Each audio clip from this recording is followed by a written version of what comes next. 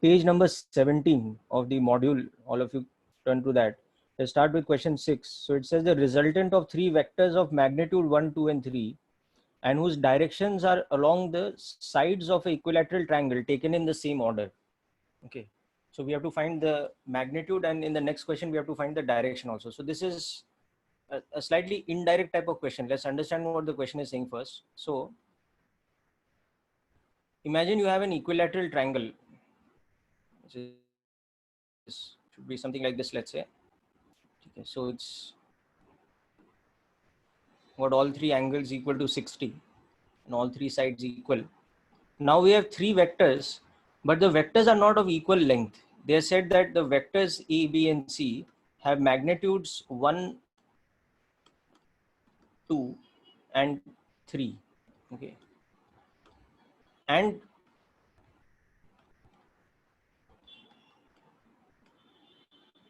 they lie along the sides of an equilateral triangle taken in order.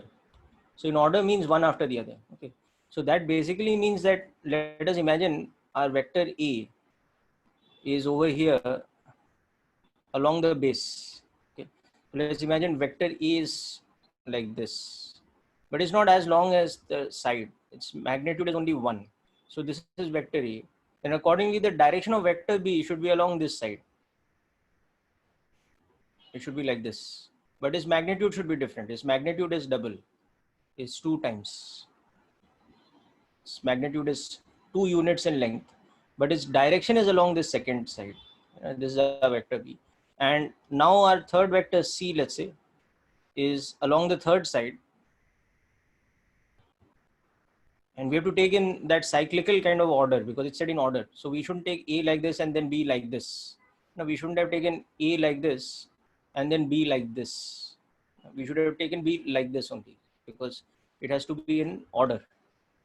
So that is the meaning of this term over here, that they're taken in order. So anyhow, this is our vector C, let's say, and its magnitude is 3. Now we have to find these two things. In this question, we have to find the magnitude of the resultant. If the resultant is A plus B plus C, so we have to find the magnitude of the resultant. That's this question. And in the next part, we also have to find the resultant's angle with respect to the vector E.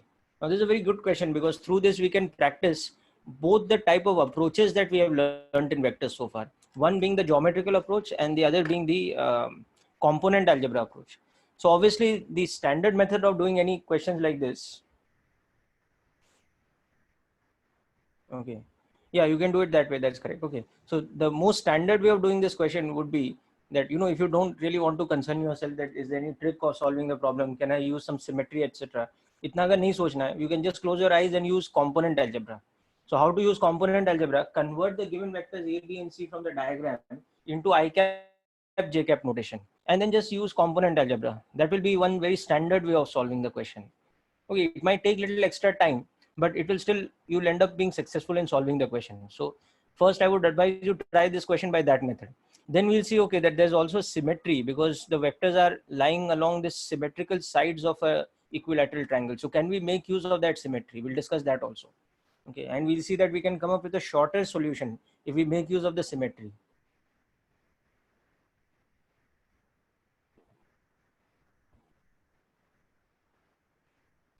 So in the first method, what I'm suggesting we'll do is we'll just place these vectors with respect to some standard XY coordinate frame. So let's say I'm taking my standard XY coordinate frame like this over here. I'm representing this as my X and Y axis. And then I'm taking my X axis along the base of the triangle. So now I'll just pick up those three vectors which I had written above, which I had shown above, and I'll just draw them from the origin over here. So these same three vectors A, B, and C जो यहाँ पे draw किया है, उनको अब I'll draw them with respect to my XY coordinate frame. Okay, so the vector A, for example, will be placed like this over here. It will be of magnitude 1 lying along the X axis. In comparison to that, the vector B will have to be placed like this. It will have to be placed at 120 degrees. If you check out the geometry, you will understand why this angle will be 120. And likewise, the next vector C will have to be at 120 with this. So it will have to be in this sort of direction. Only its magnitude is longer. So we have to keep that in mind. Okay. So this is our vector C. Its magnitude is 3. This is our vector A. Its magnitude is unity. And this is our vector B. Its magnitude is 2. Now this angle will become 120. You can understand why this angle is 120, because coming back here, you can see the exterior angle of this triangle. This angle is 120. No? So that's why this one will have to be 120. Okay. And similarly, you can see here that this exterior angle between the direction of B and the direction of C, that's also 120. Okay. So if you compare C with the x-axis, it's making a total angle of 120 plus 120. It's at 240 degrees. So that is why here, this angle will also be 120. Okay. So now we can write the vectors in component form. So express A, B, and C in component form. That's the next thing. So we will express the vector A as just the unit vector along the x-axis. So that's very simple, I cap. The vector B will be now such that B's x component will be 2 cos 120. So that is 2 into minus cos 60. So that will be minus 1. So minus I cap. And B's y component will be 2 sine 120. So that is 2 into sine 60. So that is root 3. So this will become plus root 3 j cap. And like I've done this, now I'll do for C also. So C's x component will become 3 cos 240. Okay. So that will become minus 3 by 2. And C's y component will become 3 sine 240. So that will become minus 3 root 3 by 2. Okay. So this will become minus 3 by 2 I cap minus 3 root 3 by 2 j cap.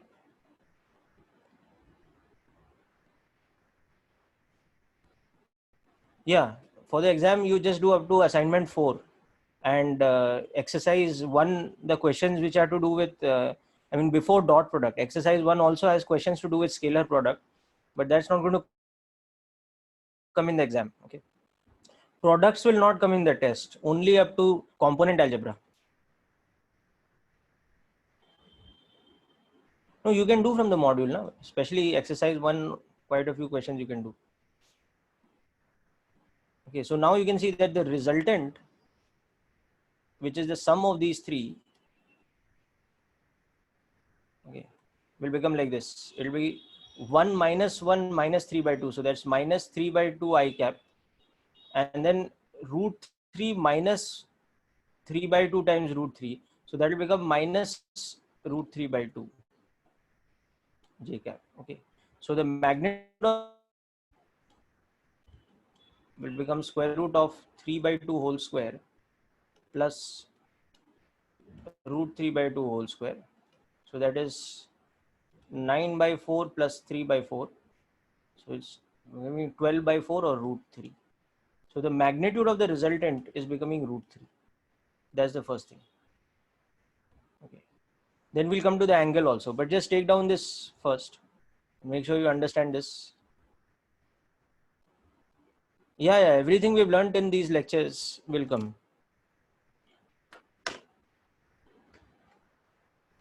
Up to lecture number 7, whatever we've learned will come in the test.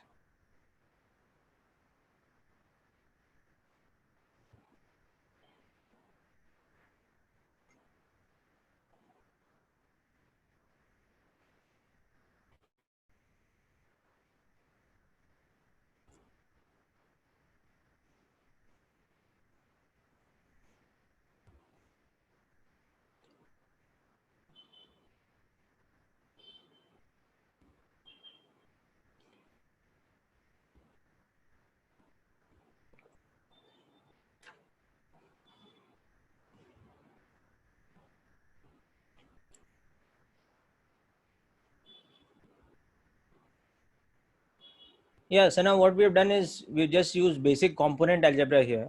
We have converted the vectors which are drawn from above. So just compare the diagram above with the equilateral triangle with this diagram, and you'll understand how we have drawn this diagram. So we have converted the diagram from above, okay, this one,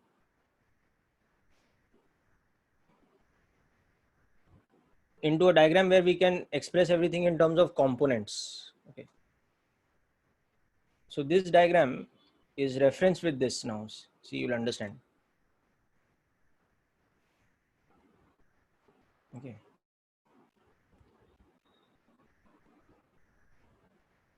So the vectors in this diagram are now placed in the coordinate frame above. So once they are placed like this, you can convert them into component form, like I've written here. You can convert them quite easily into component form. So first place the vectors from the triangle here into your XY plane like this. That's the first step. And once you've done that, placed it into the XY plane, write them in component form using the standard formula that X component is the magnitude into cos theta and Y component is the magnitude into sin theta. ठीक है, so this is your standard component algebra कि vectors को मैंने draw कर लिया diagram में, तो उसको मैं components में कैसे convert करूँगा. So I will use the magnitude of the vector and the angle made with the x-axis to convert it into components. Is it clear? The first step is clear how we have written A, B, and C in component form. A is I cap, B is minus I cap plus root 3 j cap, like that. You know? Now, once you've understood that, next is very simple. You just calculate the sum of these. So you add by component algebra. So when you add vectors by component algebra, it becomes summation of x into I cap plus summation of y into j cap, like that.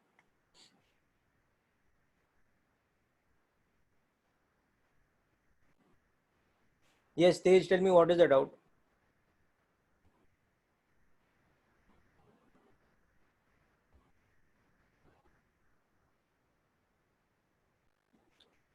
हाँ, C का x component देखो ऐसा है ना, C's angle with respect to the x-axis is 240 degrees. Okay, if you look at C's angle with respect to the x-axis,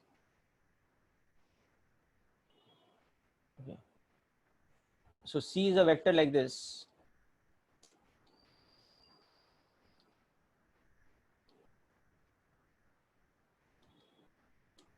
Where this angle is 240. So when you drop this perpendicular, C's x component will be this, and sorry, x component will be this, and C's y component will be this. Now you can see that this angle here is how much? It is 60 now. So Cx, which is C cos 240, actually becomes C or minus C cos 60. So minus C by 2. And C's y component, which is C sin 240, will become minus of C sin 60. So it will be minus C root 3 by 2. And then just substitute the magnitude of the vector C as 3. So we get this. So again, it is all to do with the trigonometry in 4 quadrants. You know? So that's why this is a good question, because you know it helps you revise all these aspects. Okay. Now the other thing is we have to also find the angle made by the resultant with respect to the vector E. So the next thing we have to do now to complete the question is that now we want to find the angle of the resultant vector with respect to the vector E. Now for that, again, we can use the diagram as a reference. It will be the easiest way of solving the question. In the diagram, you can see that the vector E is already known to us. It's along the direction of the x-axis. So there's no problem with that.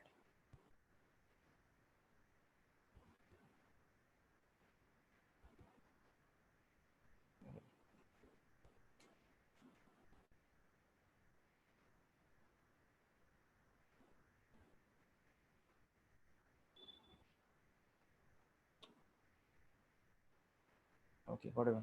So the vector E lies along the x-axis. Okay. But as far as the resultant is concerned, now see what was the resultant. We had just calculated. The resultant was minus 3 by 2 I cap minus root 3 by 2 j cap. So if I construct the resultant here, it has an x component, which is minus 3 by 2. Okay. So the resultant's x component will be along the negative direction. Okay. So you can see the resultant's x component is minus 3 by 2, and the y component will be along the negative y axis. Okay, so it's like this. Okay. So the resultant vector itself is the sum of these two components. So the resultant vector is not along C or anything. No, it's a different vector altogether. और वो कौन सा vector है? It is this vector.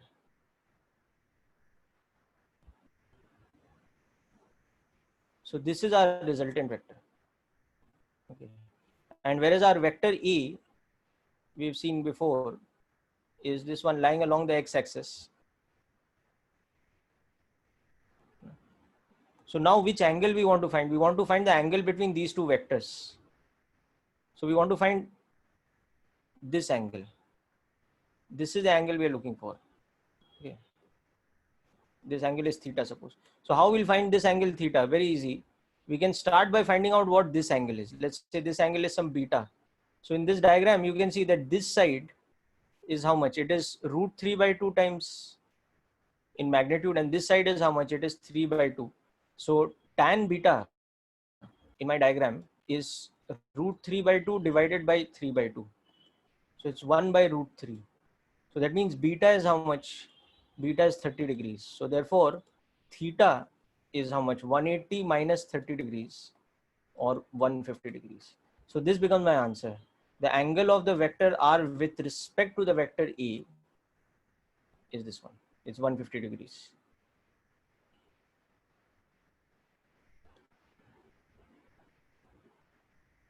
No, it is not 135 बेटा. 135 तो second quadrant में होता है. इसके देखो दोनों कंपोनेंट्स नेगेटिव है, तो वो तो थर्ड क्वाड्रेंट में होगा. And plus the two components are not equal. One is root 3 by 2 with a negative sign. The other is minus 3 by 2. 135 तो ऐसे वेक्टर के लिए होगा. That suppose I have a vector P which is let's say minus AI cap plus AJ cap. Both the components are same in magnitude, but X is along the negative X axis and Y is along the positive Y axis. So this vector will be like this. For this particular vector, your angle with respect to the X axis will be 135. For this vector, this angle will be 135. But that's not this vector. R is like this.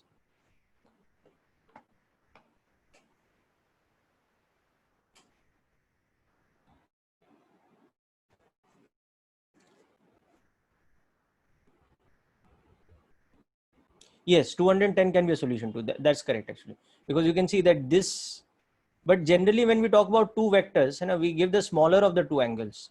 So we can also express it as, 360 minus theta. So if we express it in terms of 360 minus theta, you can see it will become like this. So that will become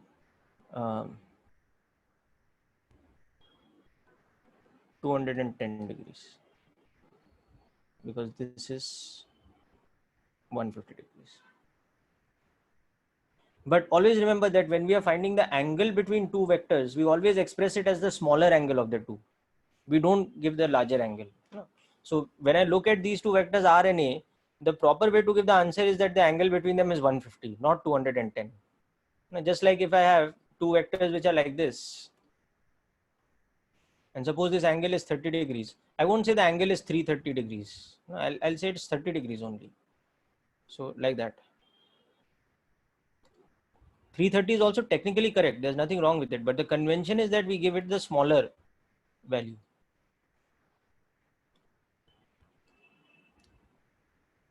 All right, now let's look at another way of solving the same question.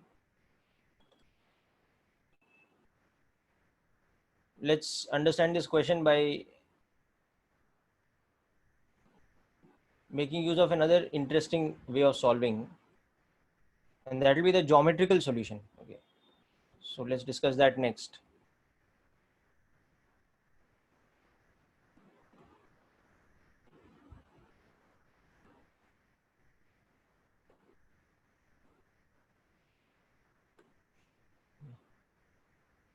So I had those vectors which I had drawn earlier with respect to the xy system.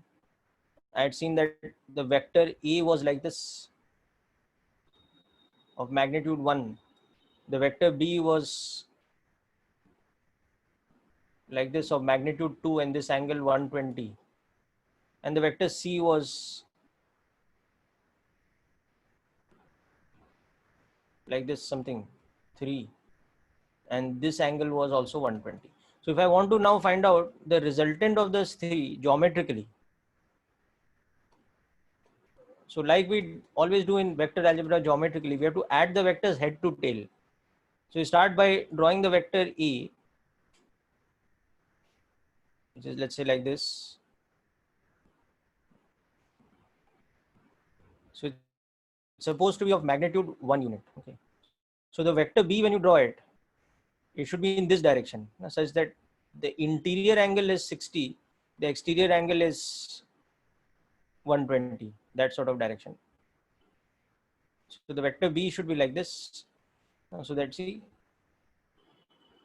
this exterior angle here should be 120 degrees and this magnitude is 2. And now from B's head, I have to draw C because I'm doing A plus B plus now C. So I have to draw the vector C over here now.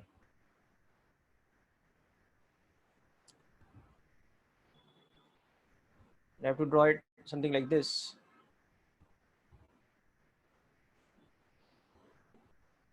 Where the magnitude of the vector C is 3 units, but this exterior angle, that is the angle between B's direction and C's direction, that will become 120.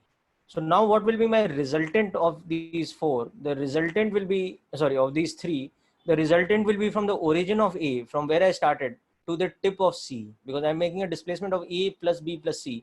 So ये मेरा final position है, ये मेरा initial position था. So this is the vector that I'm looking for. So this is what I want to find out now. I want to find out how much this is in magnitude. I want to find out this angle, theta. Okay. So now you notice that within this diagram that we have drawn, there is a very symmetrical figure which is hidden. And that symmetrical figure is an equilateral triangle. We just need to construct a little bit further in this. So if we just use this trick that you join this, you extend this base.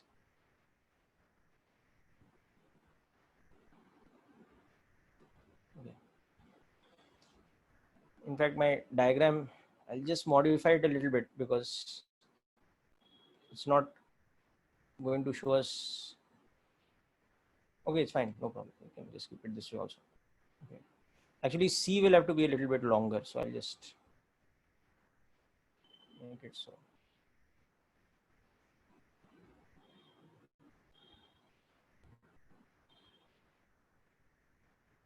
Now it looks more proportionate. I'll explain how I understood that later.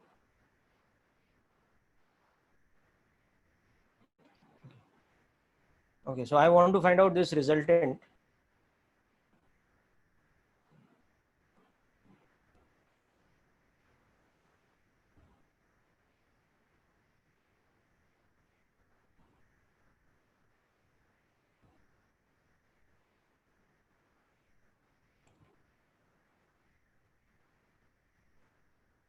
In terms of magnitude. So I did this. Now the advantage of doing this construction now is, see, this angle is 60. This angle is 60. So this angle has to be 60.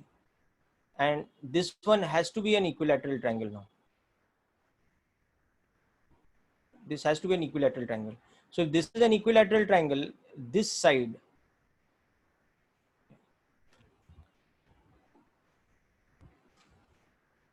has to be 2 units.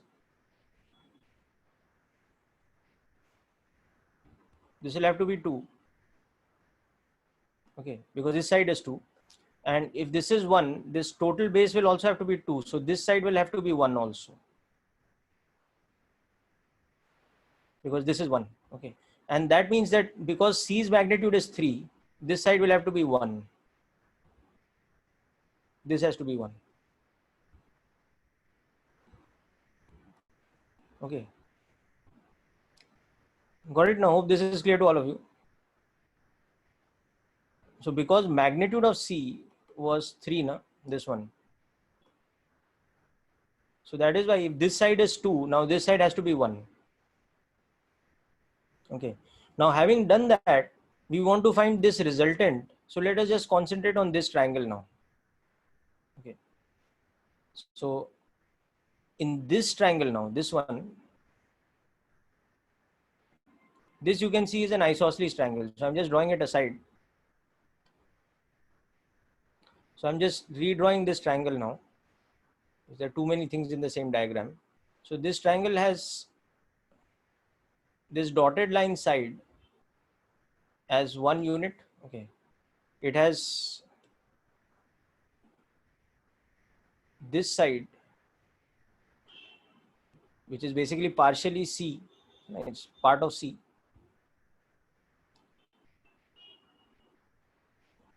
Okay. So this side is also 1 unit.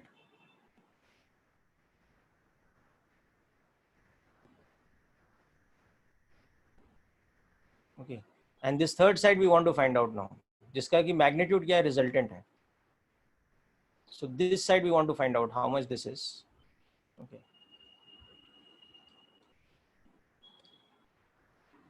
And we want to find out this angle and all that.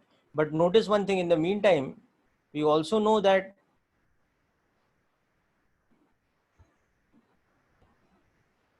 see in the diagram above, this angle is 60. So that means this angle is how much? It's 120. And this angle is equal to this angle. Okay, because these two sides are equal. This side is equal to this side. So 2 alpha will be equal to the opposite exterior angle 60. So alpha is immediately coming out to be how much? 30 degrees. Which also means that this angle that we were looking for, theta, that comes without even doing any other calculation. Now we can see that theta is 180 minus 30 or 150 degrees. So see, with minimum calculation, just by recognizing the fact that this whole quadrilateral that we've drawn above, it can be broken into two triangles, an equilateral triangle above and an isosceles triangle below. So just by recognizing that fact that this four-sided figure, which has vector A, B, C and their resultant R, this can be broken into these two things, equilateral triangle plus this isosceles triangle. So just by that much alone, we are getting the required angle. And now we'll very easily get this side also, because to get the side, all we need to do is drop a perpendicular from this and use the property of isosceles triangle, which we've discussed many times. This bisects this side. So if this is now X,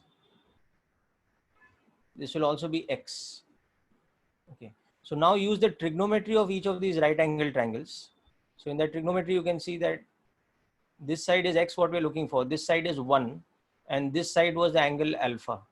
So cos alpha will become X by 1, and that is nothing but cos 30. Okay. So X is becoming root 3 by 2. So therefore the magnitude of the resultant, which is 2X, is becoming root 3. So even this calculation is coming with a lot of ease. There's nothing lengthy we are having to do.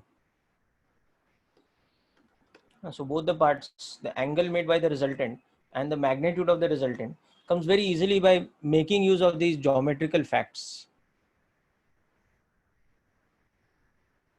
So the thing is that, the moment you see that, okay, there's an equilateral triangle involved in the in the question itself, uske direction just say they are along an equilateral triangle, you can understand that somewhere if we use that symmetry of equilateral triangle, there might be a very easy way of solving this question, and that is over here. So it's not necessary that it will always strike you, the symmetry. And if it doesn't strike you while doing a question or while doing a paper or something, you can always rely on the component algebra method. The component algebra method will work for any angles, for any vectors, because it's a general method.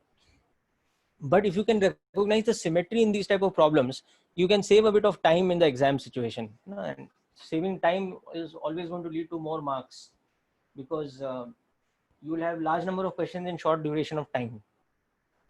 Like the test that is coming up for you, it will be JEE mains pattern. So you will have a total of 75 questions to solve in 3 hours. 20 questions of maths, 25 questions of physics, and 25 questions of chemistry. So there is going to be a bit of concern about how much time you spend on each question. If you spend too much time on some of the questions, if you get stuck, then it's always possible that you will not be able to attempt the whole paper. So saving some time on easy questions so that you can invest that time in more tricky questions is always something important.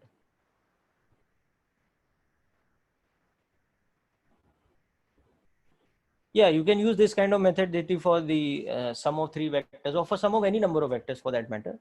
Whether it is 2, 3, 4, or 5, whatever number of vectors are given, if you want to find the resultant geometrically, you just think of them like displacements. So you draw the vectors one after the other, and then the resultant becomes the vector from the origin of the first vector to the tip of the head of the last vector.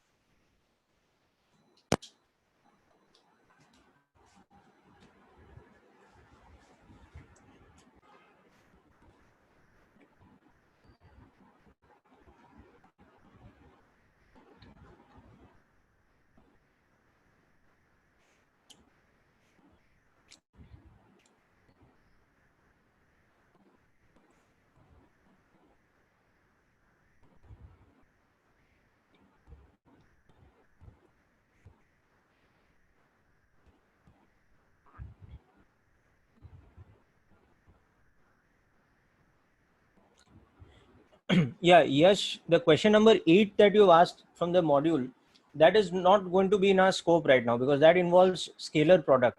We haven't learned scalar product yet. So just leave that question out till the next lecture, because we won't discuss scalar product today. Today we'll be doing some revision questions for your test coming up and all that. So after we finish scalar product, then you can do that one. Okay.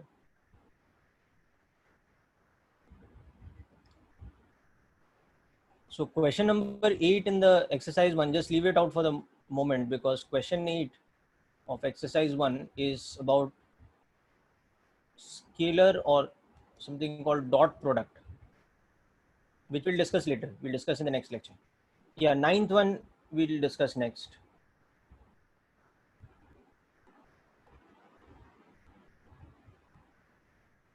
Okay.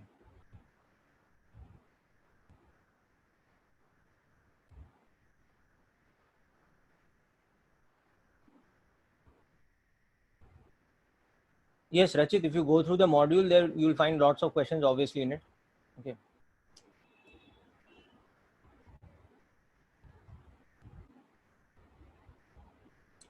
Okay, let's come to ninth question.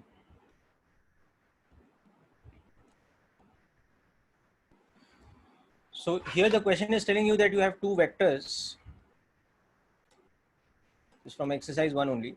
It's saying that you have two vectors, A which is I cap plus J cap, and B which is I cap minus J cap.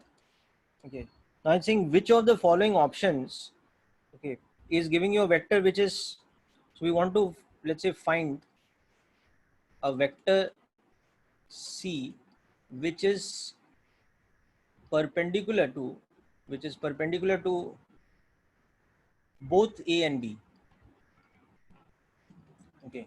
And the magnitude of the vector C is 3. Now this kind of question can be done over here by just visualizing the situation. Now all we need to do is we need to visualize here that if this is our xy plane, the vectors A and B are looking something like this. A is I cap plus j cap, so it's 45 degrees to the x-axis.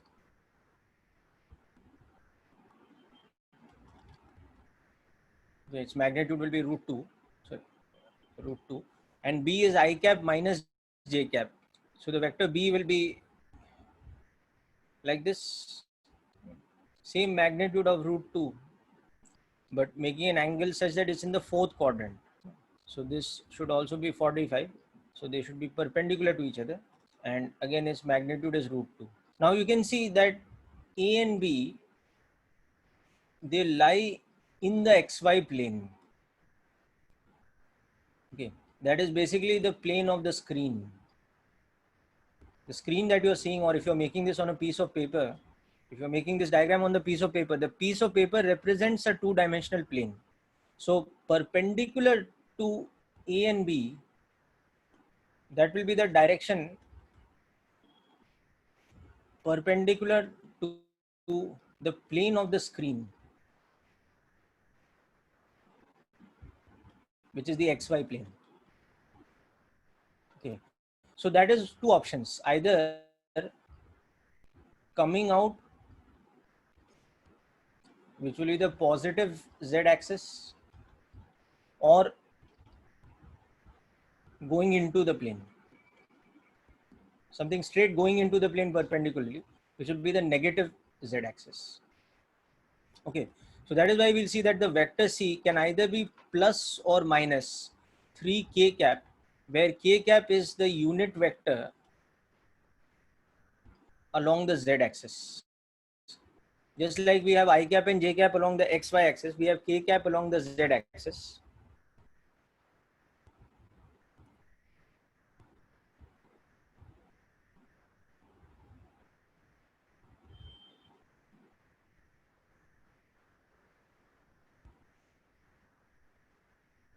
We were discussing last time about that.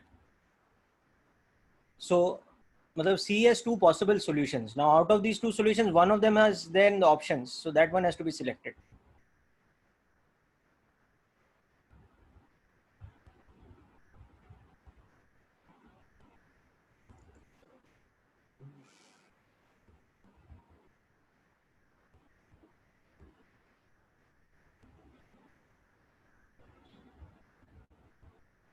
Because that is the definition of k cap, na beta. It's the k cap is the unit vector along the z axis. So if something is coming out, it will be along plus k cap. And if something is going in, it will be minus k cap. That is how we define k cap, na. K cap is defined as a unit vector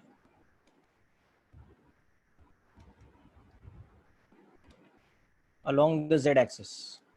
If you remember the last part we discussed in the previous lecture, it was about components in 3 dimensions.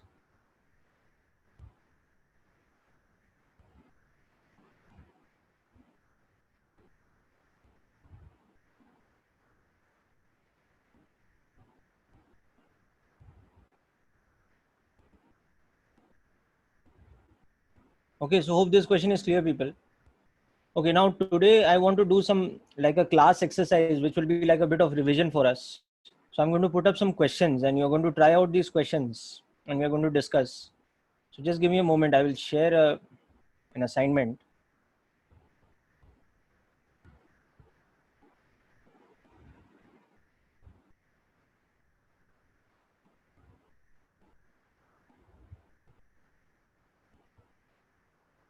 In the meantime, if there are any other doubts, just drop me a message. Drop me a chat message.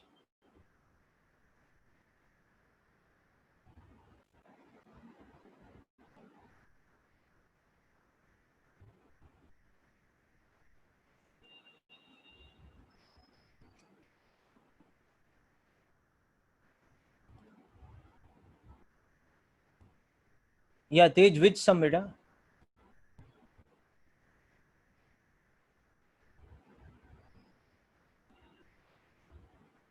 Question number 11. Okay.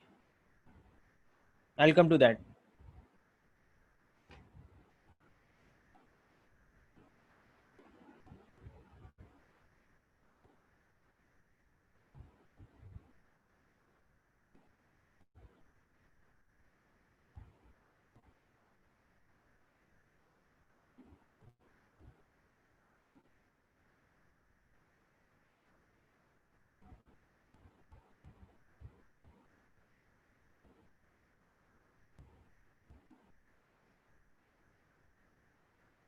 Okay, let's discuss question number 11.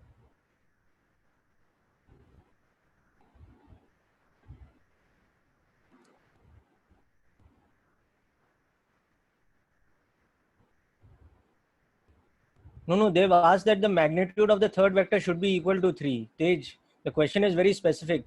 The magnitude of the vector C is equal to 3, so it cannot be larger than 3. The direction is perpendicular to A and B, but the magnitude is equal to 3. Na? So we have to take it as either plus 3k cap or minus 3k cap. Either 3 of magnitude coming out or 3 of magnitude going in. Okay, let's discuss question 11. So this is about vector difference. Okay, it's saying that a particle is moving with a velocity of 5 meters per second. Let's say this is the initial velocity. So I'm writing it as VI. It is 5 meters per second towards east. Okay, this is the initial velocity. And after some time, the final velocity, it turns by 90 degrees and it starts moving towards, I think, north, isn't it? Yeah, so the final velocity is 5 meters per second towards north. Okay. And this interval of time to go from here to here, that delta t time is equal to 10 seconds. So we have to find the average acceleration. So the average acceleration during this time will be defined like this, that average acceleration is change in velocity upon change in time. So change in velocity is final velocity minus initial velocity divided by the time. So now you have to understand this. You can do it with diagram also, or you can do it with unit vector notation also. Diagram is very easy over here. So let us say this is east, this is north, south and west. Okay. So my initial velocity, I will represent with a vector like this. This is my initial velocity, is 5 meters per second in magnitude and is pointing towards east. Okay. My final velocity is towards north and is also magnitude 5 meters per second.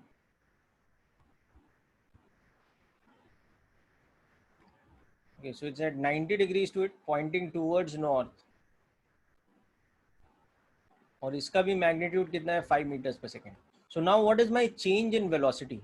My delta v, which is the change in velocity, is v final minus v initial. So in my diagram, what is the vector v final minus v initial? It will be this thing. Actually, you can see that the parallelogram formed by these two vectors will actually be a square. It will be a square like this. So it's very easy. So this is my v final minus v initial. Going from I to f is final minus initial. So delta v. So you can see that this side is equal to this side. So the magnitude of delta v will become 5 root 2 meters per second, and direction will be which direction? This direction. So this direction is, this angle is 45. So it's between west and north. So we'll say its direction is northwest. Okay. So my average acceleration will become 5 root 2 meters per second divided by 10 seconds towards northwest. Okay. So that is 1 by root 2 meters per second square northwest. That is my average acceleration vector. So it will be a vector like this.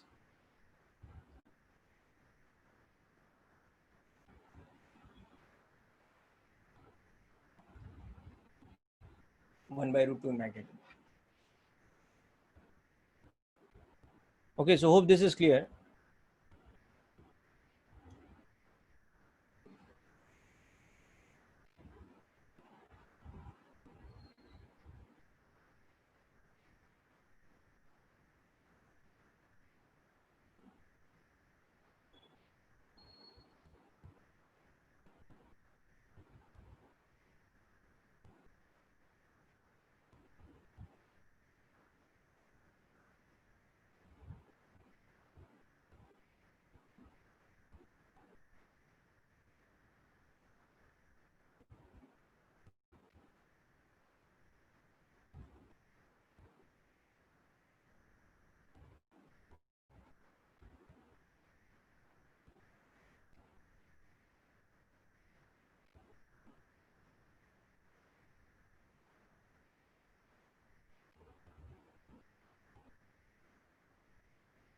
No, exercise 2, 3 and 4 you will do later, beta, after we finish products.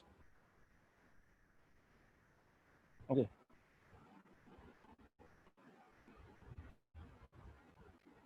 So just wait a minute.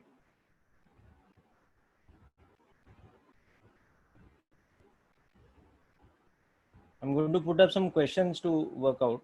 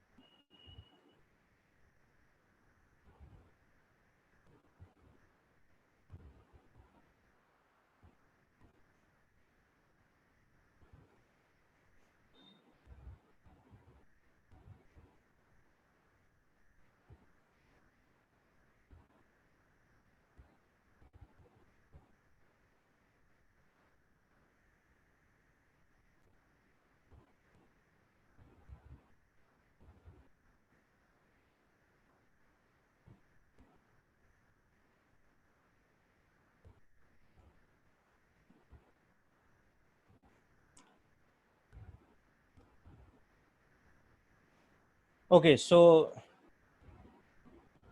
this is a revision worksheet which will help us do some last moment preparation for the test coming up.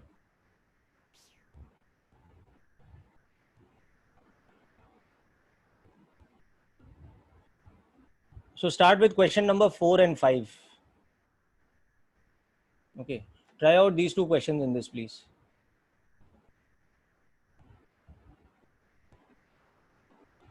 Yeah.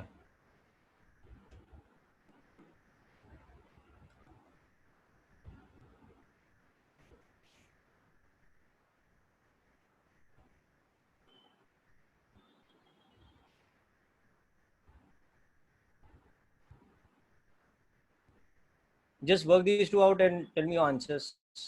We'll discuss.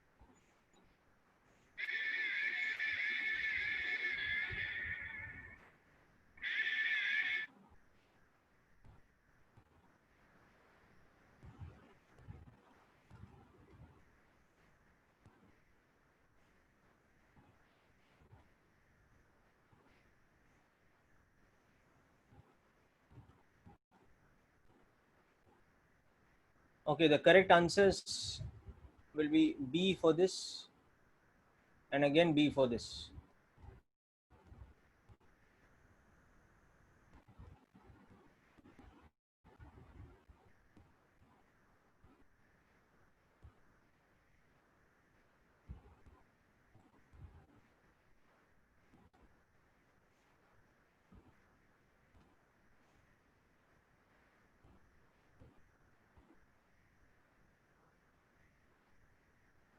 Okay, so hope all of you are getting this.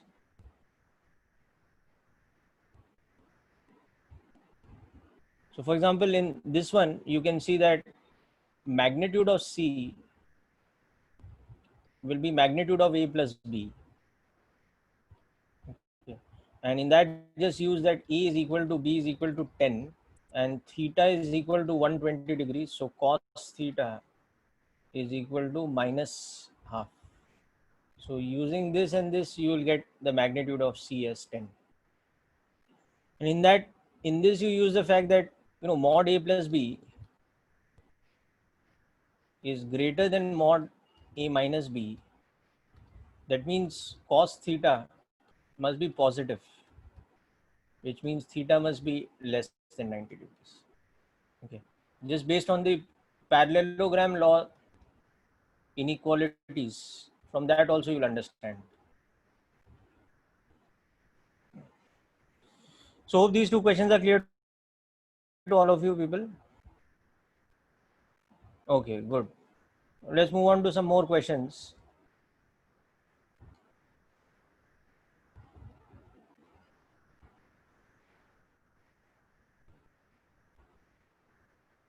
Okay. Now do these two, 6 and 7.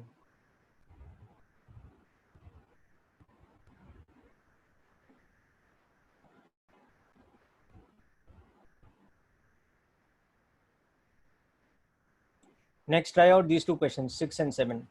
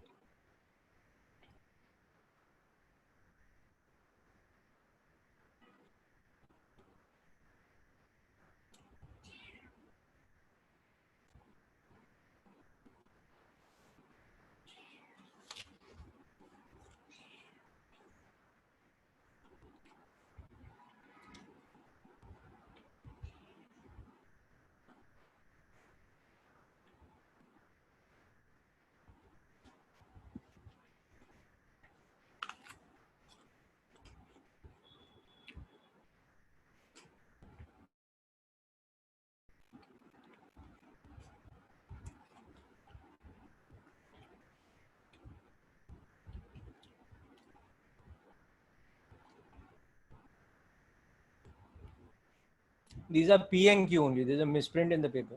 Okay. To find the angle between P and Q. So just follow the language of the question and you will understand that if the vector P is like this, then the resultant of P plus Q has to be perpendicular. So if this is the resultant,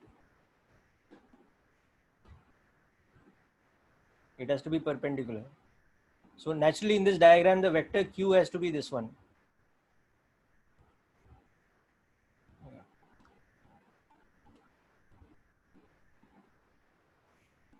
So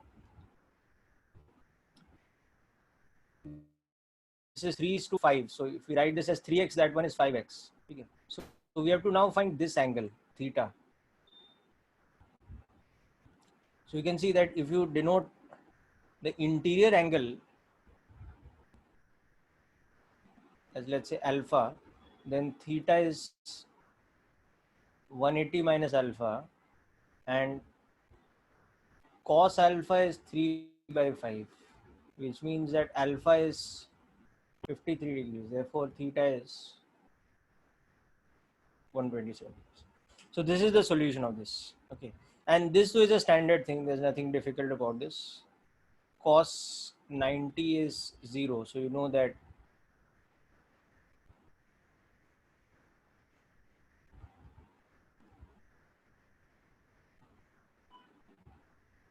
becomes like this.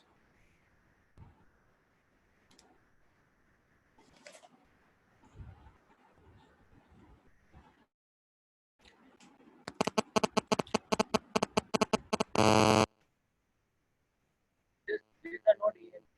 There are no vectors A and B in this. They are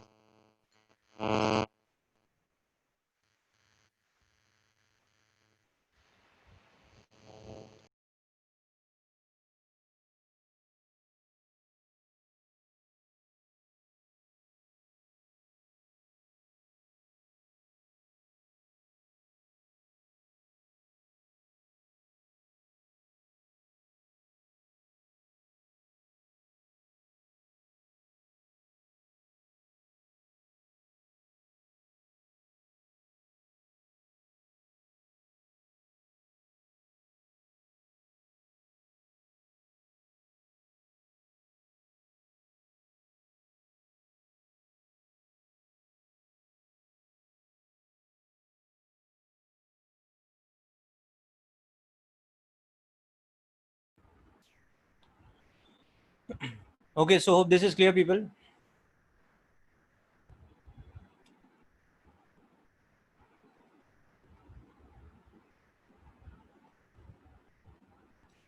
Okay, let's move on to another question set.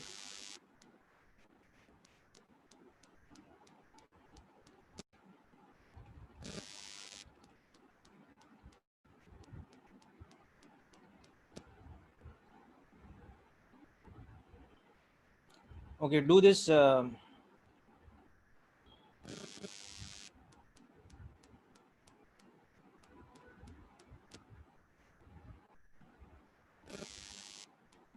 this 9th and 10th.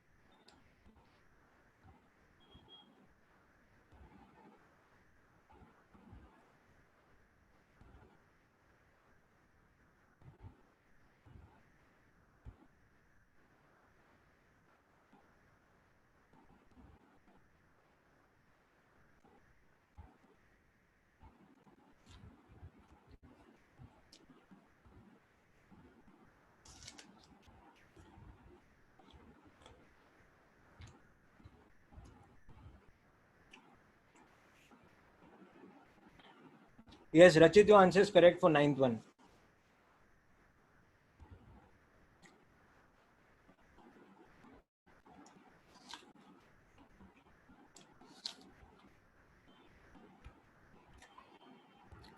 No, Yash, your answer is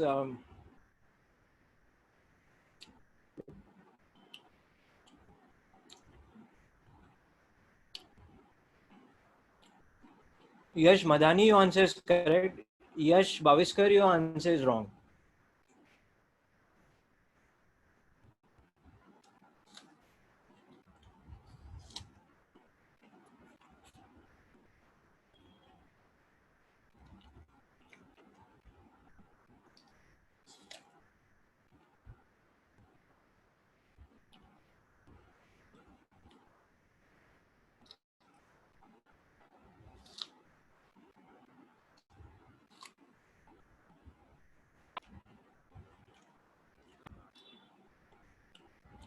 Yes, now it is correct. Yash Bhaviskar.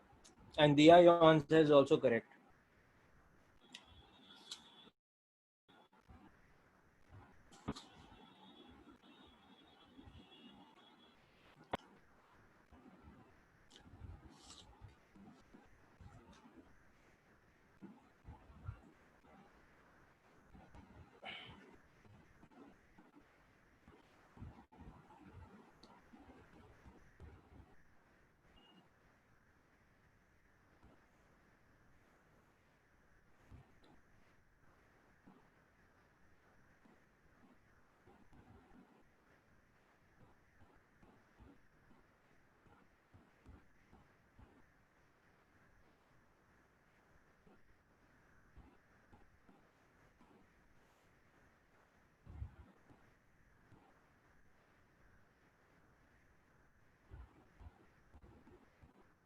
Yeah, Kunal correct. Tej correct.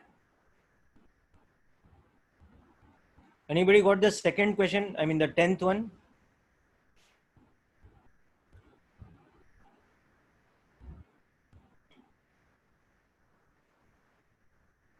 Okay. So all of you have given the answer of the ninth question have got it correct so far. Okay. Both the Yashes, Kunal, Tej, Diya, everybody you got it correct. Rachit. Yeah, Rachit, try the 10th one. It's very similar to the other question we did. That 3:5 ratio wala jo question tha na.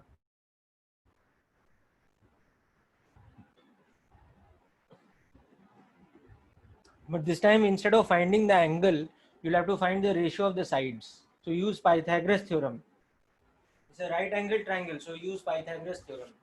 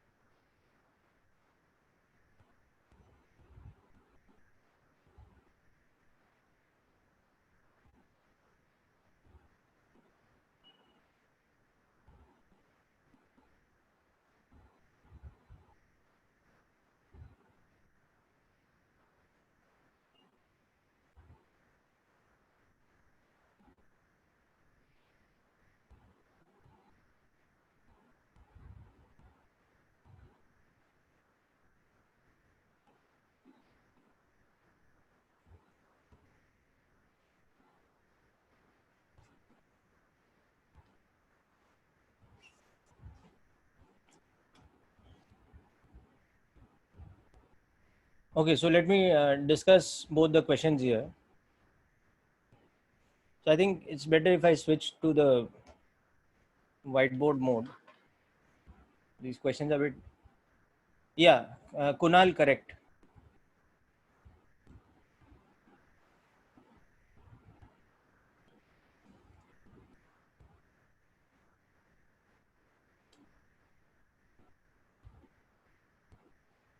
Okay. So your question number 9 was like this, that vector A was, what was it? 12 and 16, huh? 12 I cap plus 16 J cap, something like that. Yeah.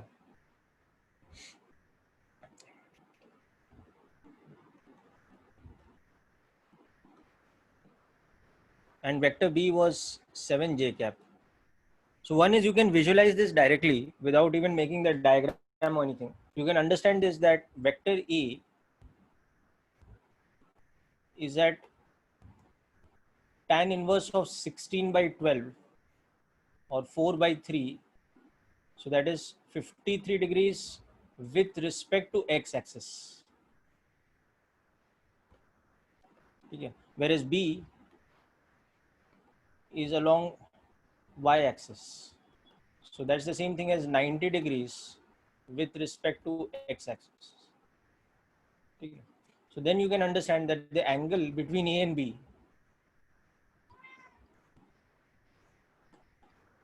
what happened, Cookie? Why are you howling? So this will become 90 minus 53. So without any drawing any diagram and all that, also you can understand it this way. That's one method. Or the other method you can do is you can actually draw the two vectors, because they're pretty simple. They are along the in the xy plane, and that too one of them is directly along the y-axis. So there's nothing very difficult about it. So if you draw the vector A, for example, here, you can see the vector A is something like this, in this sort of direction.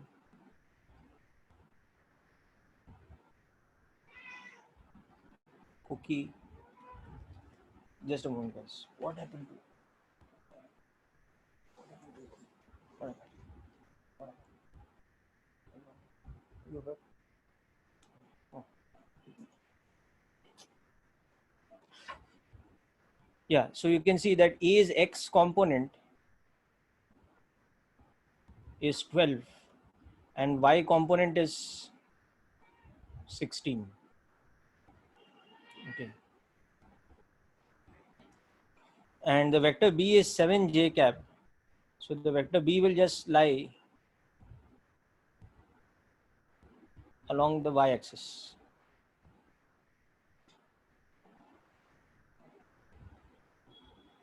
So vector B, though, you don't have to worry about any angle to draw and all that. It's directly like this. So now which angle we are looking for? We are looking for this angle. This is the angle between them. So for that, you can just look at this right angle triangle now. So you can see that tan theta is equal to 12 by 16. So directly theta is 50.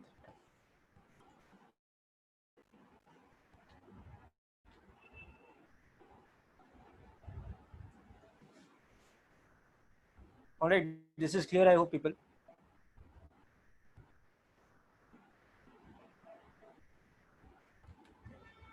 Now let's come to the next question.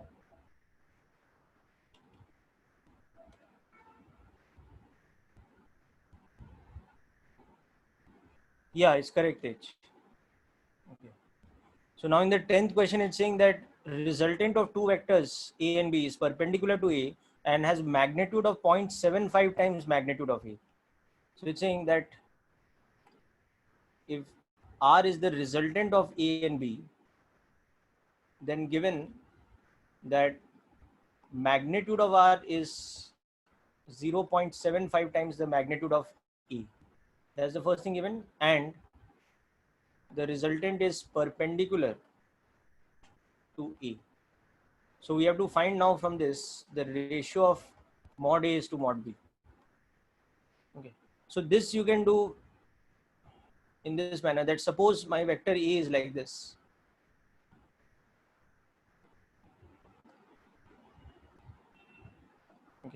and its magnitude is something, let's capital A. So the resultant is perpendicular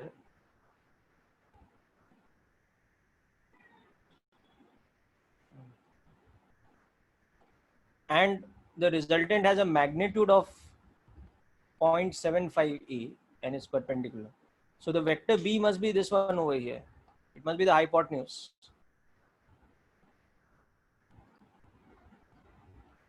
Okay, and its magnitude we don't know. So now use Pythagoras theorem that B square is equal to 0.75 a whole square plus a square. So B is equal to, you can write this like this, 3 by 4 whole square plus 1 square.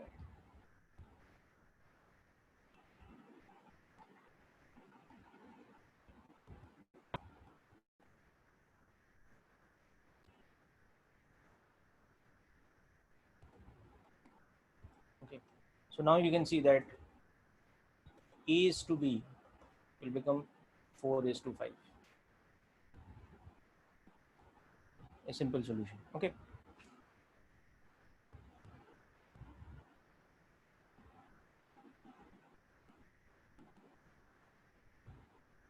There is nothing more me to, मतलब और कोई concept नहीं है.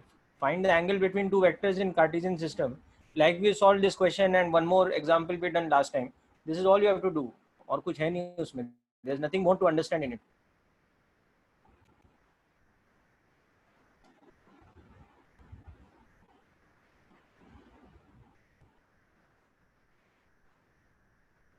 Yeah, I'll send the assignment in the group. It's part of the group of assignments. Okay. But anyway, let's do one more question to do with angle between vectors since we are on that, we're discussing about that subject. Okay, so let's, now next I'm giving you an example here only. We'll come back to that worksheet, but first do this example.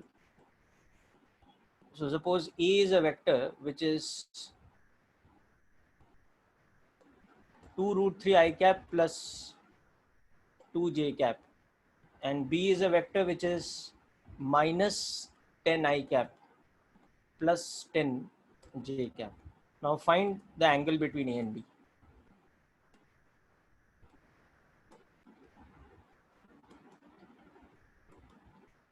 Okay, do this. And the second example, given that A plus B is perpendicular to A minus B. Okay. If magnitude of A is equal to 10 and magnitude of B is equal to, sorry, magnitude of A minus B is equal to 16, then find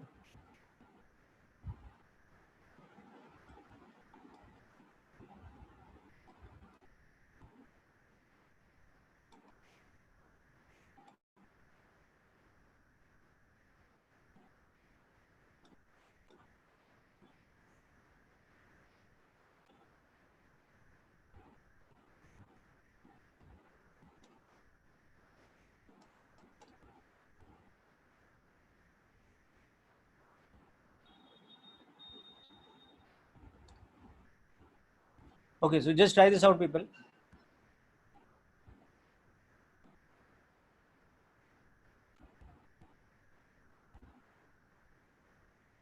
Kunal, we will discuss about all that later. First, we'll discuss about products and all that. Division of vector is not something that physically makes sense. You cannot divide something which has direction with another something which has a different direction. So as a vector operation, it doesn't make any sense. Yeah, answer is correct. Kunal and Yash Madani, both of your answers are correct. Okay. For the first example, that is.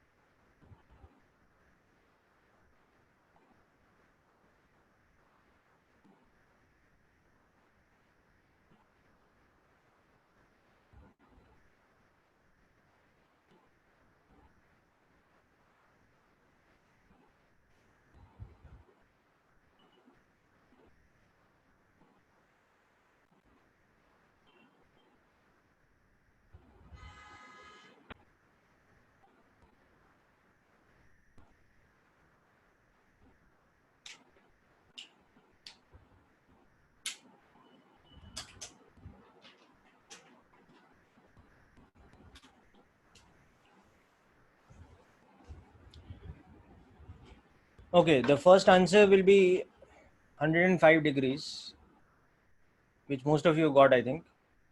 And second answer, yeah, Yash Madani, your answers are correct. Very good, that's good. Okay. So again, see, for the first one, I'm just making the diagram on the side here only.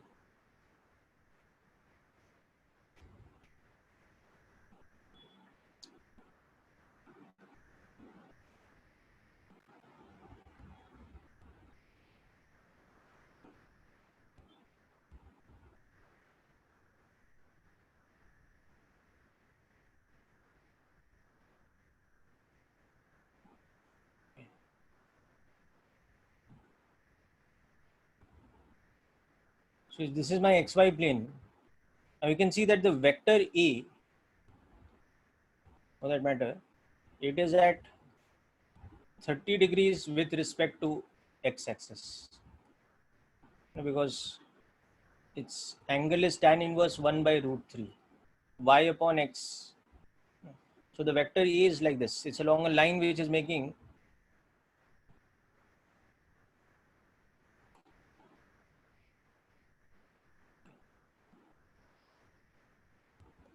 whereas if you look at the vector B, now the vector B is making a different angle. It's in the second quadrant first of all. You can see the x component is negative and y component is positive.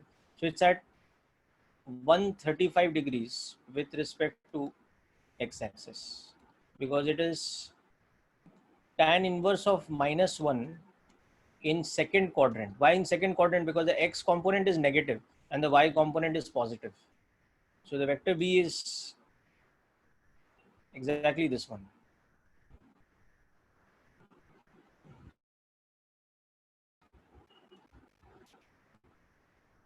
Where this whole angle is 135 degrees, or more easy to see, this angle is 45, because this is, when you drop this perpendicular, this is -10 here and this +10. Okay. So now the angle of concern for us is this angle. This is the angle we want to find, the angle between the two vectors. So that angle is becoming 135 minus.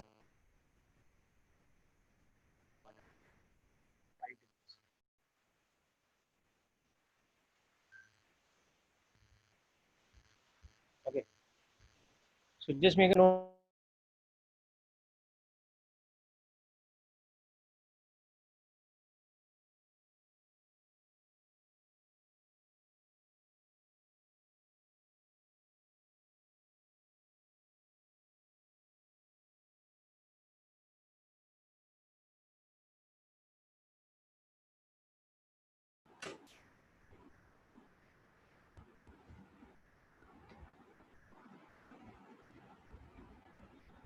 Yeah, I muted it, Baba.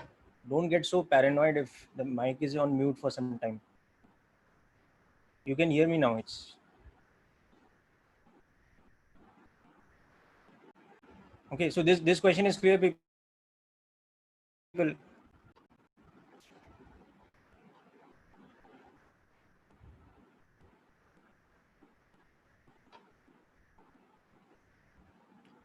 Okay, now let's come to this next one. Now, next one, we'll see there are a couple of methods of solving it. If you pick up the trick method that, if you think in terms of parallelogram law, you'll be able to do this question very fast. Otherwise, the question will become a little lengthy. So the easiest method is to think in terms of, okay, related with the vector parallelogram of A and B. So you can see that given to us that A plus B is perpendicular to A minus B. So in terms of the parallelogram, it means that diagonals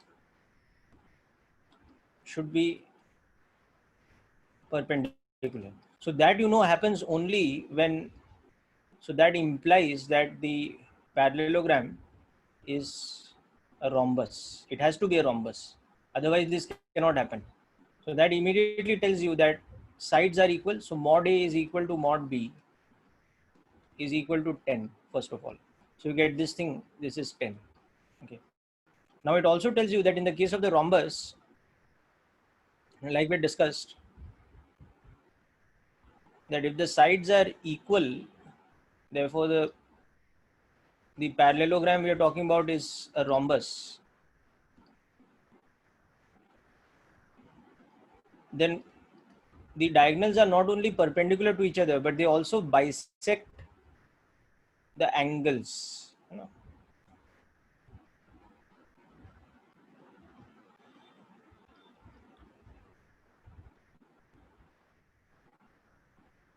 So now if this is the vector a plus b, okay, and this is, let's say, the vector a minus b. So not only these two diagonals are going to be perpendicular to each other, but another interesting property they have, apart from being perpendicular, is that they are also angular bisectors. So this angle will be equal to this angle. So alpha becomes theta by 2, and this angle becomes equal to this angle. So beta becomes 90 minus theta by 2. And then by that, we also have this thing that when we had analyzed these right angle triangles, we had seen that we also, from this, we have the formula that mod of a plus b becomes 2a cos theta by 2, whereas mod of a minus b becomes 2a sin theta by 2. So now if you use the information that is given to us in the question, okay, so it is given that mod of a is equal to 10 and mod of a minus b was given to us as 16.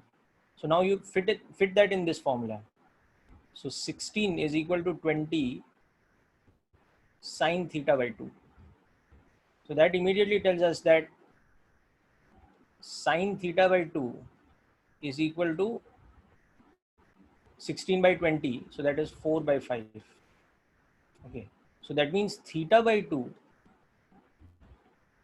is equal to how much? It is 53 degrees. So that means theta itself is how much? 106 degrees. So in fact, this rhombus will not be looking like this. It will be looking a little different. So I'll come back to that. Okay. And also, so I've got theta, and also magnitude of a plus b, which is 2a cos theta by 2, will become 2 into 10 into cos 53. So that is 20 into 3 by 5. So it will become 12. So magnitude of a plus b will become 12. Okay. And the actual, this thing, excuse me, the actual rhombus will look something like this.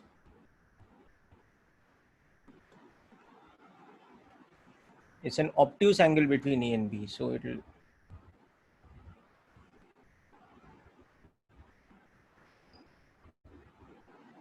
actual shape will be something more like this. Again, I'm not drawing it exact, but this is more accurate. So that theta is 106 degrees. Okay.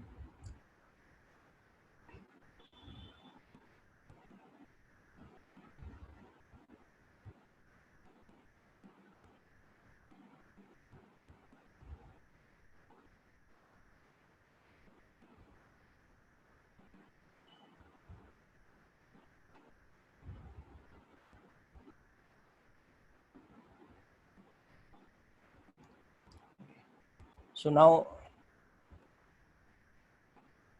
our resultant sum vector here is looking something like this.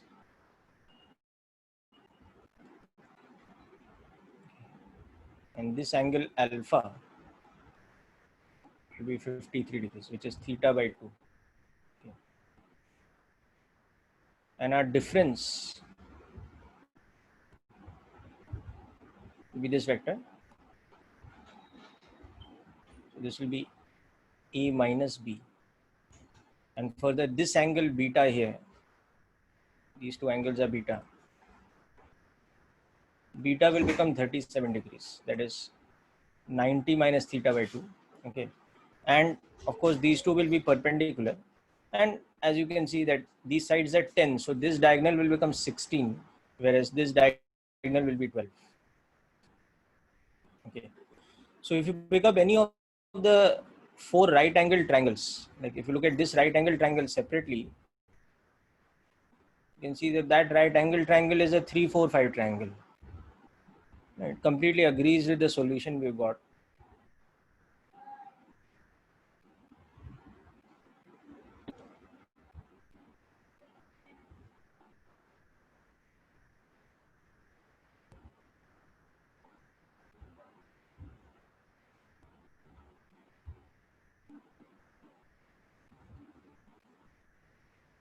So this side is 10. This side, it will be half that diagonal, no? Because the diagonals bisect. So this diagonal was 16. The red color diagonal was 16. So this side will be 8. Okay.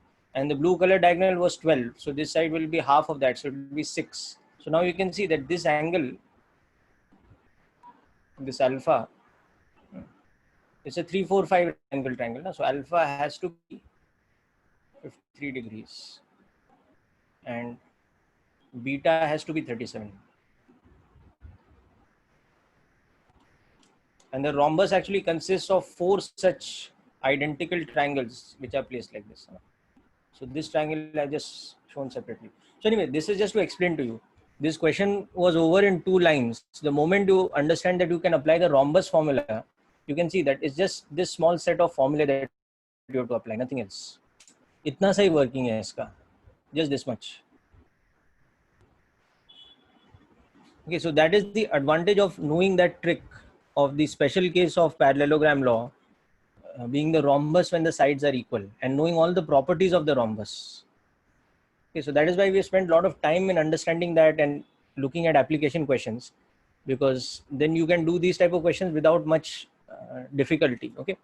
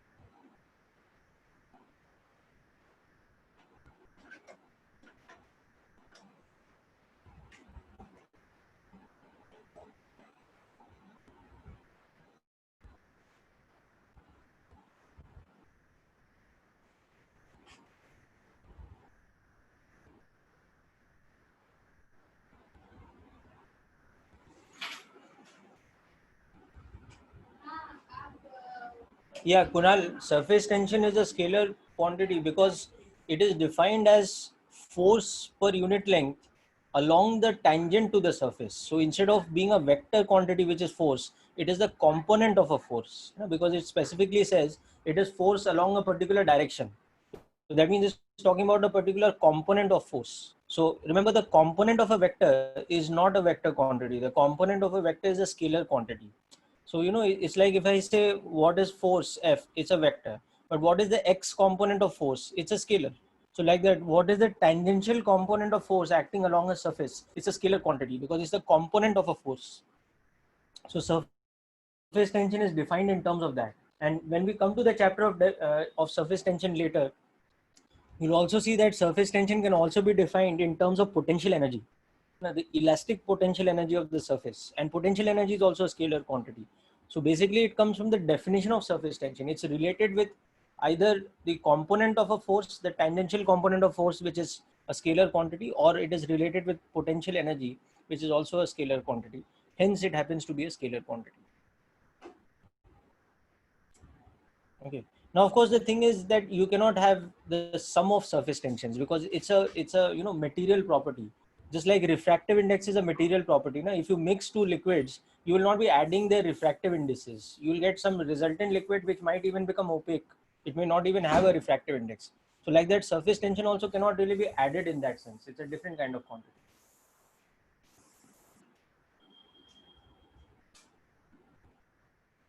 So, discussing more than that about surface tension right now goes outside our scope. But when we come to a section of physics called properties of materials, okay, it will be a chapter quite a few months later, but it's within class 11th. We will understand more about surface tension.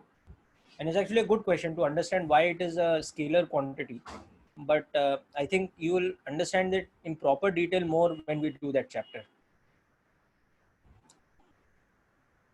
Okay, now let us look at another way of doing the same question. Okay, so suppose it does not strike us that, okay, we have to use the rhombus theorem and all that. Even then we have an option of doing this question. We can do this question like this. We can use component method for solving the same question. Let's see how we can use component method. Current is a scalar, na beta? Current is again defined as charge flowing per unit time. Charge is a scalar, time is a scalar. So current is a scalar quantity. When you add currents, you just add according to scalar notation. If two wires are joined, the net current going through the third wire at the junction, it does not depend on the angle between the wires. It's just the sum, the scalar sum or the algebraic sum of the currents. So current is a scalar quantity. Okay. All right. Now, as I was saying, let us look at the second method of doing this, which is the component algebra method.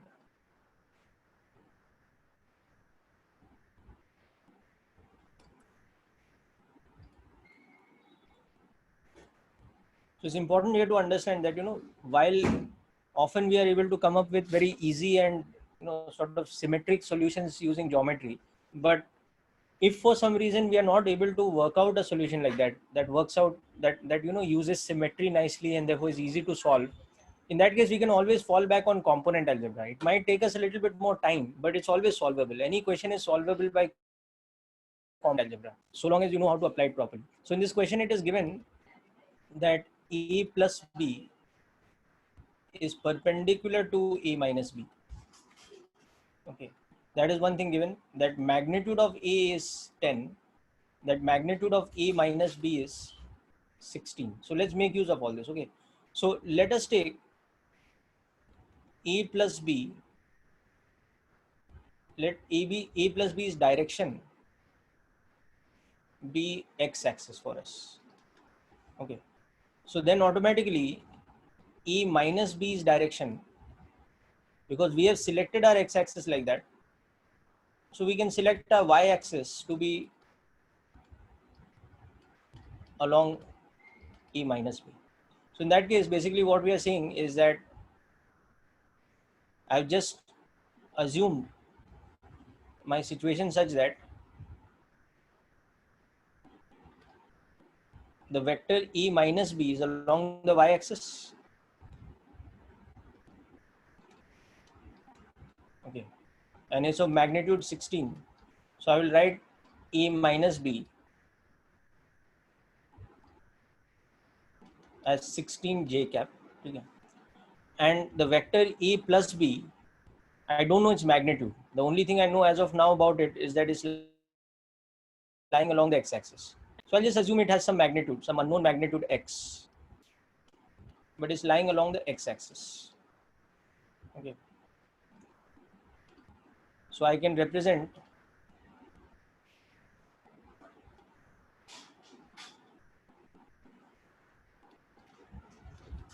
A plus B as some unknown x, but along the x-axis where x is unknown. Okay. Now also I know that magnitude of A was, I have to use this information also, that magnitude of A was 10. So let's make use of that now. Okay. So if this is equation 1 and this is equation 2 that I've written, just add equation 1 plus 2. So we'll get 2A is equal to xi cap plus 16j cap. So that means vector A is equal to whatever that x is divided by 2 plus 8j cap. Okay. And similarly, if you subtract the two equations, 1 minus 2, or do 2 minus 1, that will be easier. Do equation 2 minus, oh no, fine. Do equation 1 minus 2 only, because I want B to come with positive sign. Okay. So if you subtract this equation, the first one from the second one, you'll get 2B. So you'll get 2B is this minus this, so it will become xi cap minus 16j cap. So this was telling us our x, I mean A in terms of the unknown x, and this is now telling us our B in terms of the unknown x. It will be x by 2 I cap minus 8j cap. Okay. Now use the other information that was given to me, जिसको मैंने अभी तक use नहीं किया कि magnitude of A कितना था? It was given to us as 10. Okay. So root of x by 2 whole square plus 8 square is 10. So from this you will get x as 12, and you'll get the vector A as 6 I cap plus 8 j cap. Okay. Substitute that here. So you'll get the vector B as 6 I cap minus 8 j cap. And you'll, first of all, you'll understand that magnitude of B will also be 10 from here. So that's no. Okay. Then you can see that the vector A, in this case, you can find the angle very easily between them now. Because if you just draw the vectors A and B, you will understand very easily. Okay. That the vector A is in the first quadrant 6 I cap plus 8 j cap. So the vector E must be like this.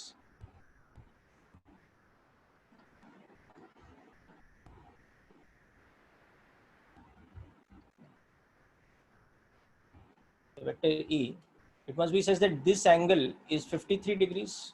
You can see because it's 8 by 6 is 4 by 3. No? So you can see that the angle is tan inverse 8 by 6 or 4 by 3. So that is 53 degrees. Okay. Now, if you now concentrate on the vector B, that is very easy to draw because the vector B is 6 I cap minus 8 j cap. So it has the same x component, but the opposite y component. So the vector B must be like this. Symmetrical होगा ना vector B. Because इसका y component negative है, but value तो same है ना, magnitude तो same है उसका. So this angle must be 53. So now you can see that therefore the angle theta between A and B is nothing but 53 plus 53, or theta is equal to 106 degrees. And all the other things we have found out. We have found out, okay. So you notice we found out x also. So from x we also know that A plus B was x I cap. So that's 12 I cap. So now we also know that magnitude of A plus B is 12. So this takes a little bit more patience to solve, but remember that anything in which if we cannot understand immediately कि इसमें क्या trick use करना है या क्या shortcut method use करना है, then there's no problem. You can always fall back on the component algebra method and just set up the vectors using unit vectors I cap and j cap by just following the instructions of the question. So you always have that method as a sort of brute force method to come back to in case you're not getting some elegant solution.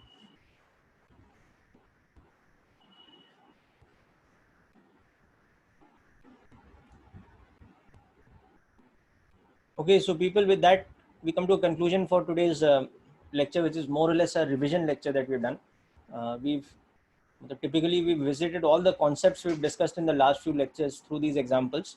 I will send you that revision worksheet also that we solved some 3 or 4 questions from. There are 15 questions in that, so you can solve the remaining ones.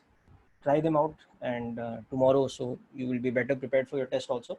And then next week we will pick up the next part of vectors, which will be products, scalar product of vectors. We'll start with that. Okay. So wish you all the best. Just keep a calm head while giving the test. Okay, don't be in a super hurry while doing the questions. Take your time and solve the questions easily, and try not to make mistakes. Okay. Yeah, I will send you the recording and the whiteboard notes. Don't worry. Okay? I'll send you both the things. Okay, good night, people. All the